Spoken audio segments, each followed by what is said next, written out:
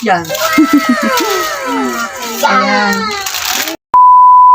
Marhay na aga mga kadaba, magandang umaga mga dabahon. So nandito nga tayo sa Barangay Look kung saan dito tayo maghahanap ng masusugod na bahay at bibigyan natin ng bigas at groceries. O di ba? Ang saya-saya. Pero syempre bago ang lahat ay ipapasyal muna namin kayo dito sa kanilang barangay. So nandito nga tayo sa elementary school ng Look. Ayan, ito papasok na nga ito.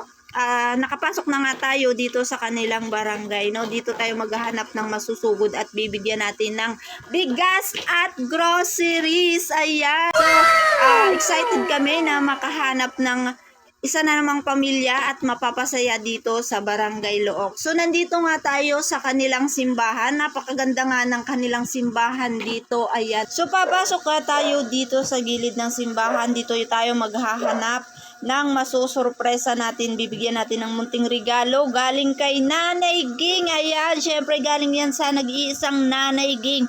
Ayan, maghanap nga tayo dito. Dito nga namin napiling maghanap. At syempre iikutin natin itong lugar na ito hanggang sa makahanap tayo ng pamilya at bahay na masusugod natin. Syempre pipiliin talaga natin yung mga deserving na mabigyan din ng munting regalo galing kay Nanay Ging. So tara, samahan nyo kami mag-ikot-ikot dito at maghanap. So ako habang nakasakay ako ay palingon-lingon ako dyan at naghahanap talaga ako ng mga bahay-bahay dyan syempre. So madali talaga maghanap kapag ka nakamotor ka, pero pagka ganyang naglalakad ka, mahirap po talaga yun. Buti na lang at meron nga kaming motor na masasakyan sa aming paglilibot-libot at pagsugod. Napahinto nga kami dito sa lugar na ito, napakaganda kasi, kaya naman naisipan ko ngang mag-video dito dahil napakaganda talaga, napakatahimik, ang sarap sa mata, ang ganda ng panahon. So, tanghali nga ito nung kami ay nagsugod, kaya naman napakainit nga, pero ayos lang basta may mapasaya tayo dito. Susubukan natin kung meron nga tayong makita o mahanap ditong masusugod na bahay. So, malaking bagay talaga sa amin na meron kaming motor at mas madali siyang maghanap dahil malalayo nga ang pinupuntahan namin, malayo sa amin, kaya naman malaking bagay talaga na meron kaming motor. Hindi na namin kailangan maglakad-lakad dyan dahil sa ganitong panahon na mainit, mahirap talaga maglakad at maghanap. So nandito na nga tayo, may nakita na nga kami, tara samahan nyo kami. Magandang hapon. Ay, mga hapon na ba? Sino po nakatira dito? Ha? Sino nakatira dito? Kami po. Kami po. Ikaw po. Ito po, meron po dyan nakatulog. Kayo po. So, kayo ang asan bahay niyo? Ito po. Ito. So, ito. So, nandito kami para mag-abot ng maagang pamasko sa inyo. Pero, asan po asawa niya? Nagtatrabaho. Nagtatrabaho? Anong trabaho ng asawa niya? Construction. So, ate, ako si Jilin. So, kami ay naghahanap ng mga mabibigyan ng blessing dahil ikaw ang naabutan namin dito. Andito ang bahay nila. So, ikaw ang bibigyan namin ng blessing. Ano? Dapat akong bibigyan nyo. So, May bahay eh. So, ayan, magkakasama naman na kayo. So, isa lang. Oh. So, ayan, magkakapamilya kayo. Sa likod. Pamilya sila. So, ayan, ilan ang anak niyo, ate? Anong pangalan niyo? Melissa. So, Nanay Ging, si Ate Melissa ang ating napili na mabibigyan natin ng maagang pamasko. Ano? So, maagang pamasko. So, anong hanap buhay niyo? Wala po. Nandito lang po sa bahay. Pag-alaga po ng mga anak ko. Ilan po ang anak niyo? Dalawa po. Maliit.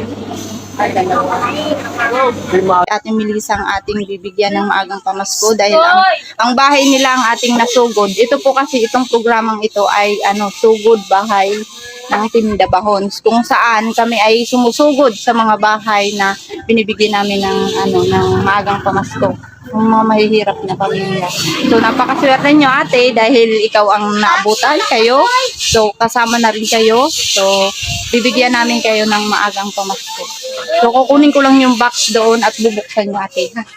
So ito ay galing po ito kay Nanay Ging bahay.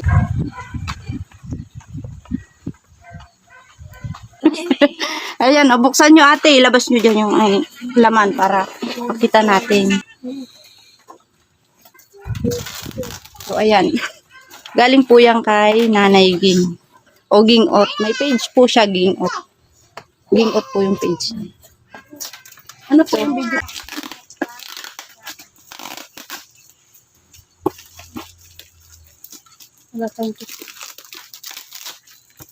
Yan, sana makatulong po yan. Labas nyo po para makita nyo.